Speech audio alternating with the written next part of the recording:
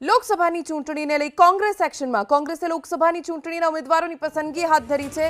દરેક જિલ્લાના 50 જેટલા આગેવાનોને ઉમેદવારો માટે એક ફોર્મ અપાશે। આગેવાનોએ 3 ઉમેદવારોના નામ અને શું કામ તે લેખિતમાં આપવાનું રહેશે। સાથે કોંગ્રેસ અધ્યક્ષ શક્તિસિંહ ગોહિલ આજે 13 જિલ્લાના આગેવાનોને મળશે। જિલ્લા મુજબ આગેવાનો સાથે ચર્ચા વિચારણા કરશે। ખેડા, આણંદ, સુરેન્દ્રનગર અને મોરબી જિલ્લાના આગેવાનો સાથે બેઠક કરશે। સાથે ભાવનગર, અમરેલી, રાજકોટ અને બોટાદ જિલ્લાના આગેવાનો સાથે પણ બેઠક કરશે। લોકસભાની આગામી ચૂંટણી, મંડળ અને સેક્ટરના સંગઠન અંગે ચર્ચા થશે। તો જિલ્લા કક્ષાના સંમેલન અને ડોનેટ ફોર દેશ અભિયાન અંગે પણ ચર્ચા કરવામાં આવશે।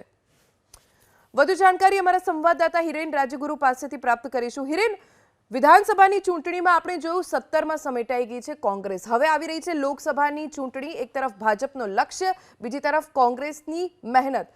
કઈ દિશામાં આગળ વધી રહી છે કોંગ્રેસની તૈયારી?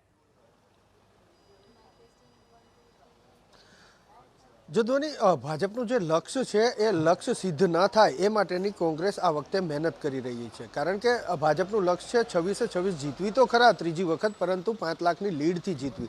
ત્યારે કોંગ્રેસની હવે મહેનત એ છે કે પહેલું લક્ષ્ય એ છે કે 26-26 બેઠક ભારતીય જનતા પાર્ટી આ વખતે જીતે નહીં, અને બીજું લક્ષ્ય એ છે કે માનો કદાચ જીતે તો 5 લાખની લીડ તો મળવી ના જ જોવે। એના માટે થઈ અને આ વખતે ઉમેદવારોની પસંદગી પ્રક્રિયા અત્યારથી હાથ ધરી દેવામાં આવી છે। ઉમેદવારોની પસંદગી માટે નવતર પ્રયોગ પણ હાથ ધરવામાં આવ્યો છે કે જિલ્લાના જે 50 જેટલા આગેવાન છે, જેની અંદર જિલ્લા તાલુકા પ્રમુખનો સમાવેશ થાય છે, ચૂંટાયેલા સભ્યોનો સમાવેશ થાય છે, વિધાનસભા લડેલા ઉમેદવારો હારી ચૂક્યા હોય તો તેનો સમાવેશ થાય છે, ધારાસભ્ય હોય તો તેનો સમાવેશ થાય છે, લોકસભા પાછળની જે ચૂંટણી લડી ચૂક્યા છે તેમનો સમાવેશ થાય છે। આ ઉપરાંત કેન્દ્રની રાષ્ટ્રીય કેન્દ્રની અંદર કોંગ્રેસની અંદર જો સ્થાન ધરાવે છે અથવા તો ગુજરાત પ્રદેશ કોંગ્રેસના ડેલિગેટ છે તો તેમનો સમાવેશ થાય છે। NSUI, યુથ કોંગ્રેસ, મહિલા કોંગ્રેસ, આ તમામ લોકોનો સમાવેશ થાય છે। એવા 50 લોકો જિલ્લામાંથી આઈડેન્ટિફાઈ કરવામાં આવ્યા છે। તેની સાથે બેઠકોનો દોર ચાલી રહ્યો છે। ગઈકાલથી આ બેઠક શરૂ થઈ છે અને આજે પણ શક્તિસિંહ ગોહિલ કે જે ગુજરાત કોંગ્રેસના અધ્યક્ષ છે તે 13 જિલ્લાના આગેવાનો સાથે 1-to-1 બેઠક કરવાના છે। એટલે કે એક જિલ્લાના 50 જેટલા આગેવાન સાથે બેઠક કરવાના છે।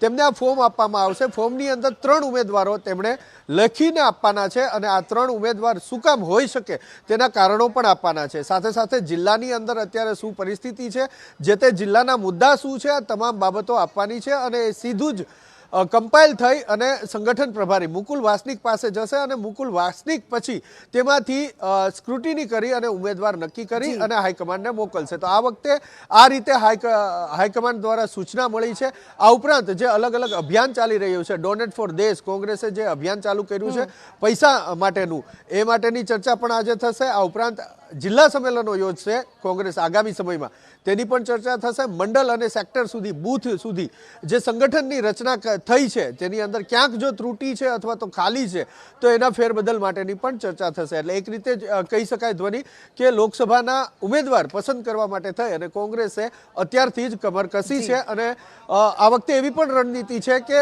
ચૂંટણી જાહેર થાય તેના થોડા સમય બાદ ઉમેદવાર પણ કોંગ્રેસ જાહેર કરી દે।